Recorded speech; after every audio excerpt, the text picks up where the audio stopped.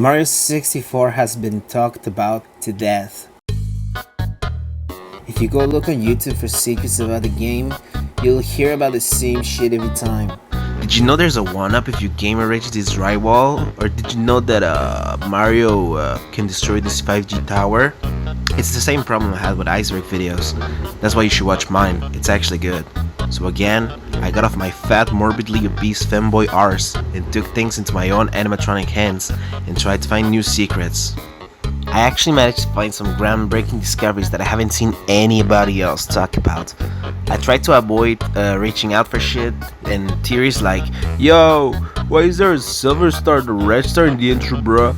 There's also yellow and dark star, bruh, and there are 4 towers and Mario dabs you stand and random shit like I was in wet dry world and the negative aura made my banana bread taste bad and it made or just mundane and really lazy shit like, hey, have you ever noticed that it's kinda weird? Hey, what's that supposed to be? Number 1. Super Mario 1 Bowser stage reference. Hey, have you ever noticed that it's kinda weird? Hey, what's that supposed to be? You're not gonna believe me, but the first secret I found was hidden in plain sight. If we go to Bowser in the Red Sea, right before we warp to get to Bowser, you will notice an interesting structure. I can confidently say that this is indeed a reference to a Bowser stage from Mario 1. Exhibit A, the aesthetic. The brick color is very similar. Yeah, it's a little bit darker, but not by that much. It's very confined. There's only one right angle, and the angle happens to give a 2D-like view. Very similar to a Bowser stage in Mario 1 as a whole. Exhibit B, the way it's intended to be played. Sure, you can fuck around, wall jump and skip it all together, or do this, or do this, or do this, but it's obvious what the intended way of playing the sequence is. My third point, the bridge. While they look nothing alike, they do both fall and they're bridges. In Mario 1, them falling makes sense. You get an axe, you cut the bridge to kill Bowser. But why is there a need to fall in Mario 64? Could it also just been made out of this material instead? Unless they were trying to make a reference. Those are my arguments. There are some holes in it, like, if it is indeed a reference, then why didn't Nintendo make it more obvious?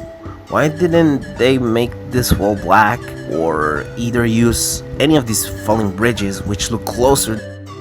My guess is that only 11 years had passed between Mario 1 and Mario 64, so Mario 1 wasn't old enough yet to nostalgia bait. You can say in the same year Mario 64 was released, there was an 8-bit Mario Easter egg in Mario RPG, Legend of the 7 Stars. I would argue this is a reference and this is an Easter egg, but maybe that's just semantics. Another brick-related meme, in the original Mario 1, when you go underground, the bricks turn switch blue, a very specific color. Keep that in mind. Now if we go to the basement, i.e. underground, literally underground level, you will notice that the bricks are not the same color at all. However, if we go here, you will notice that it's not the same color at all, but it's pretty close. This is more of a haunting. No idea if it's anything really. This is by far my shittest discovery. If someone comments, but they also share the same pattern, I will kill you. Number 2, Yoshi's Island reference. Now this is one of my biggest Omega Brain moments. I have to be the only human stupidly smart enough to see past the Matrix. This discovery will have you either soy facing or think I should take my pills. For the record, I won't. Cavern of the Metal Cap. The diamonds, the waterfall that is connected to the outside of Peach's castle, home of the shittest cap. There's just something about it. Now, would you believe me if I said this stage shares some remarkable similarities to one of the most memorable stages from Yoshi's Island on the NES? On the SNES? In Yoshi's Island, one of the best levels, both in graphic and music, are the underground levels. They are so atmospheric. The first time we encounter one is in level 1-3, the Cave of Chump Rock. Take a look at the name. One is a cavern and the other is a cave. According to nerds that like rocks, basically, cavern and caves are synonymous. Now the first thing to note, the crown. In Yoshi's, it's a colorful rubble of quartz and gems. In 64, I think these are supposed to be Orbeez.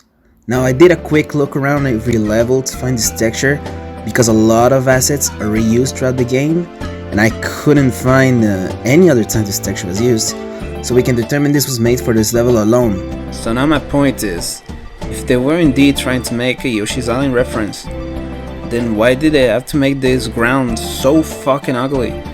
Like, there's barely any resemblance to the one in Yoshi's. I have absolutely zero clue, but to be fair, Mario 64's textures are ugly as shit as a whole. 64 has a ton of questionable decisions.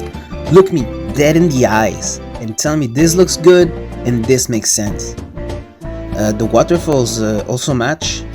Means waterfalls. Same goes for the gems. Now Elephant in the Room. Bowser in the Dark Sky. Also has gems. They are blue. And no, this isn't the same texture. Now I think my first point about the Bowser Mario 1 reference is strong, backed up with facts and logic, but this one, however, I am willing to admit it's flawless and you're an idiot if you disagree with me. But honestly, I think that the thing that for me makes it a viable theory is that is the culmination of it all. The waterfall, the cave, the gem, these, whatever these are, I think these are gems.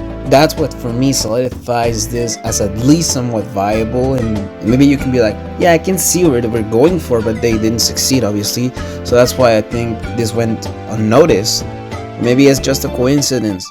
Caves with beautiful gems is somewhat a common aesthetic in video games, so this can go either way. Either you can cope and believe me, or, you know, just be, no, it's not true, dude, you're just a fucking nut. But you didn't have to insult me. You could have just said no. Number 3. Mario is gay in this game. Honestly, guys, I don't know what to tell you except for the truth. I couldn't find another Easter egg or reference or hidden secret. So sorry I clickbaited you. I really tried hard to find a third point. It's ridiculous. I even went a little crazy thinking that this texture in Tall Mountain is this texture from Ocarina of Time.